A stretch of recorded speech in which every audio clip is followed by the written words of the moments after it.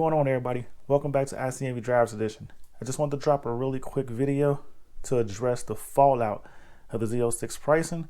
I'm going to get more to this type of stuff as the week goes on, but I just want to share some quick information with you. So let's get into this video.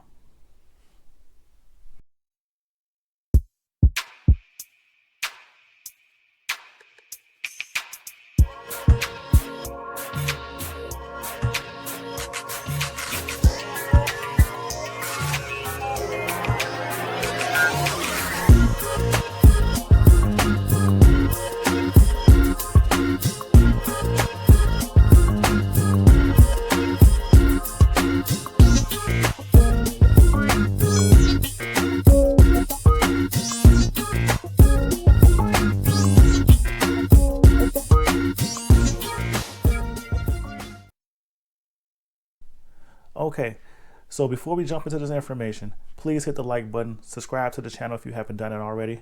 I want to thank you guys for stopping by, tuning in, and checking out my video. I know you can look at anything you want to, but right now you're sharing that time with me. I'm going to cut to the chase and get into the purpose of this video. Yesterday, the Z06 pricing came out, and as you can see, these were the numbers.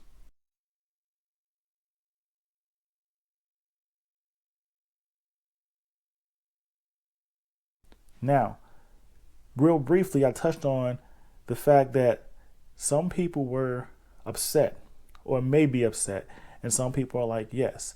Which one are you? Please let me know in the comments because I really want to talk about this. I can let you know right now, I was gratefully happy, but at the same time, a little upset or disappointed, mainly because I wanted a 3LZ HTC convertible. I would think about some other options, but that was my target. That was my plan. That's what I wanted. And right now, I feel like I'm priced out of the 3LZ HTC convertible market because I didn't really want to spend more than $132,000. So now I have some thinking and reevaluating to do. But I'm sure I'm not the only one. And to say that, this is why I really made this video. Yesterday, I was out helping a friend, and the news broke. And I was getting my contacts was calling, people were calling, so forth, and I just was busy. I didn't pick up the phone.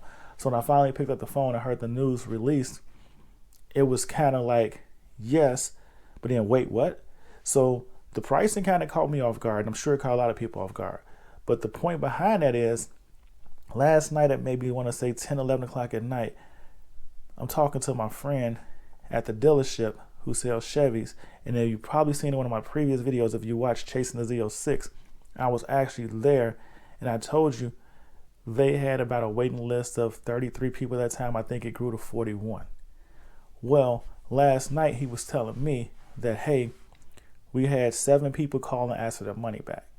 So apparently this pricing, which some people really were under the impression, and let me know what you thought, that the car was going to come in somewhere around $87,000, $88,000, which I guess was said by Brinker Speed, C. Garner, and a couple other people who everybody has really taken their words for like credit and validation. And I can keep telling people, like, they're great people to watch and they give out a lot of information, so I don't knock anybody, but I just felt like they were off with the pricing.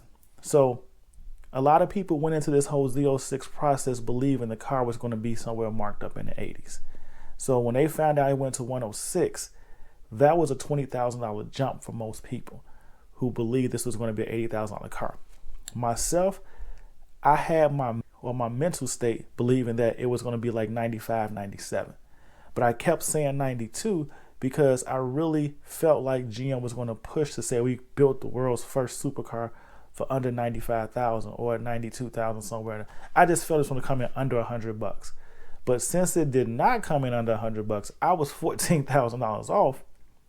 I'm not even mad about it because that's truthfully where it should have been priced. I actually feel like in the grand scheme of things, and don't hate me for this, I feel like it's still probably about 14 grand cheaper than where it should have been.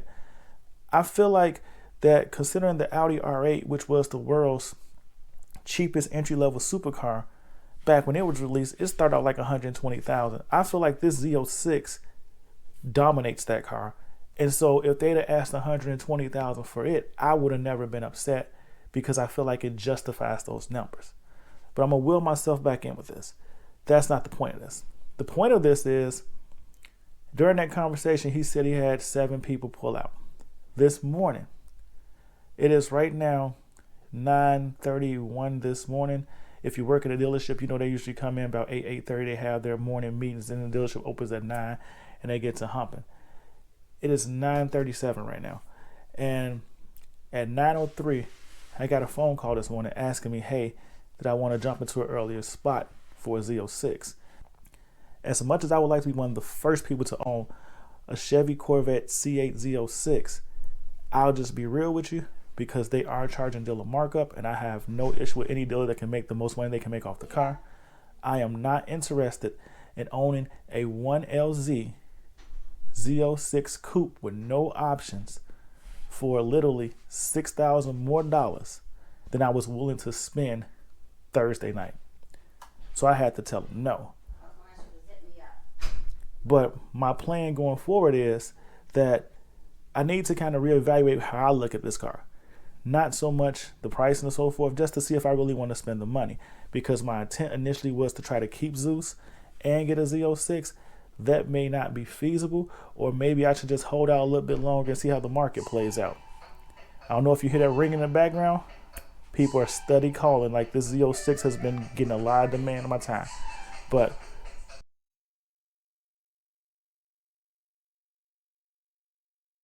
yeah, okay, there was some more information, but real quick, just to go ahead and close this video out, like I was saying before, get my thought back. Like I was saying before, it's something you have to think about, and I want to know if you're still in the market. I'm gonna give you a quick rundown of what I have to evaluate now. I'll just be upfront with you. Phone's ringing again. Right back.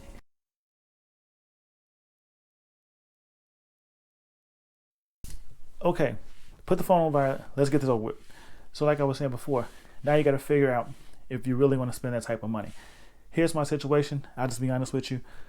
I did not, and I say again, I did not have an allocation at any location, any dealership, because I didn't see myself giving up money to hold a spot when I didn't know the pricing. One, because a lot of dealers that are charging over MSRP want big time deposits. And what I mean by that is they want $2,000 or $1,000 to hold a spot. Then when it comes time to order your car, they want you to give you another $5,000. And then when it comes time to make or pick up the car and sign the paperwork, they want another $5,000 to $10,000. Or as they say, 5% or 10% of the actual cost of the car. My issue with that, and this is just my personal issue with that, is my credit is strong enough. I invest my money. I don't feel like you should tell me what I have to give you. So that's why I didn't do it, because even on my current car, and I paid over MSRP for that one, I still didn't come out of pocket more than $5,000 to make the deal. Because to me at that point in time, the interest rates were very good. So I came out of pocket 5 G's. So just to go through the whole process of getting the car, especially like with Sioka, who asked for $2,000 down and came back asked for more money, they were asking for, then they tell you got to put down 10%. My personal opinion, they're just asking for too much money up front that I didn't want to part with. That's my issue. So on the backside of that, like I told everybody before, if you're new watching in, I had a Z06 challenge where I was trying to acquire a Z06 without actually having an order or being on anybody's list before January of 2022. Well, I did some little moving around behind the scenes, which I got a video coming. I'm probably still going to release that, so pay attention for that coming within the next week. Whereas I tell you what happened behind the scenes, and then we can go forward with that, because I'm going to continue on with that process. But I actually had a situation come up where I could get my hands on an allocation back in, I want to say March, when we thought the Z06 information was going to get released in March, where I could have got my hands on an early allocation for about $20,000 over MSRP, which I thought about, but I didn't really want to commit to that. And so I had actually spec'd out what I thought was going to be my car. So let me just explain that to you right now. The way I spec'd out my car was I wanted a 3LT. So right now, the 3LT is $127,000. I wanted the arrow for the car, so that's $84.95. I wanted the 70th anniversary version in the white. I really like that white. That's $59.95. I wanted the fully loaded carbon fiber interior. That's $49.95. And now, because it says TBD, and like I would just be honest with you, go back if you can get your hands on like a 2007 Corvette. I ain't gonna say Z06, just a Corvette from back then. The gas guzzler tax I think was like $59.95 or $69.95. So I can only expect that today that the gas guzzler tax is gonna be somewhere between $6 and $10 grand. So as of right now, I'm looking at anywhere from $153,000 for the car I wanted to build to possibly $158 grand. And that's with no dealer markups, no taxes. And my original thought was I wanted to be $138,000 at max, but I had bumped myself, and I think we've had a conversation with this before. I was like, some people are going to bump themselves naturally. My initial thought was I wanted to be $138,000 out the door. I had bumped myself $4 grand and saying, well, you know, the most I can do is $142,000 out the door. So as of right now, I don't even have tax, title, and license added or no form of dealer markup.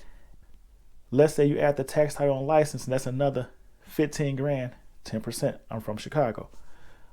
You're talking about $170,000 car easy, and that's with no dealer markups. So now you're approaching 180, 200,000. I'm approaching Lambo numbers.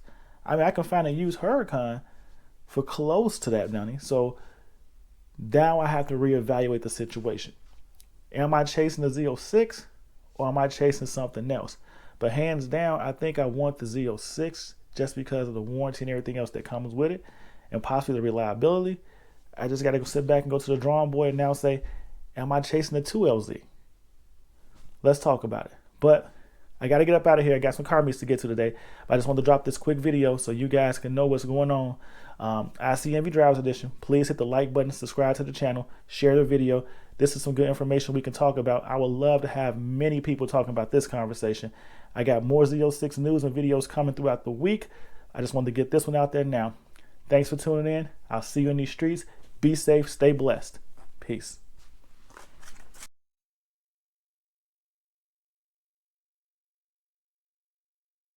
Okay, I know you thought we were done. Here's my hidden message. I just wanted to get this information out of here real quick. If you want to get a Z06, or if you want to buy a car that's going to retain or hold value or be worth money down the line, get a Z06 70th Anniversary Edition Z07 package, visible carbon fiber with the wheels, the interior, and the aero, and the competition bucket seats. You want to spec out the car pretty much as fully loaded as you can possibly get it with all the options. This spec'd out vehicle is going to be worth money going down the line, and the reason why I say that to you is because despite what everybody wants to believe, no one expected the Corvette Z06 to actually hit $180,000. If you add those packages to the car, you're pulling in on $180K before taxes. A lot of people are going to end up paying over MSRP for this vehicle. The question is just how much over MSRP.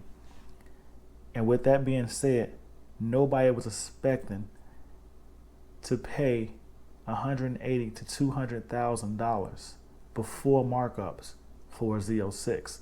So if you expect the car this way, it's going to be rare, it's going to retain value, and it's going to be worth money. That's my 2 cents. So if you're looking for a gem to own, get that car. I hope you enjoyed the video. I'll see you in the next one. Until then, stay safe, and I'll see you in these streets. Peace.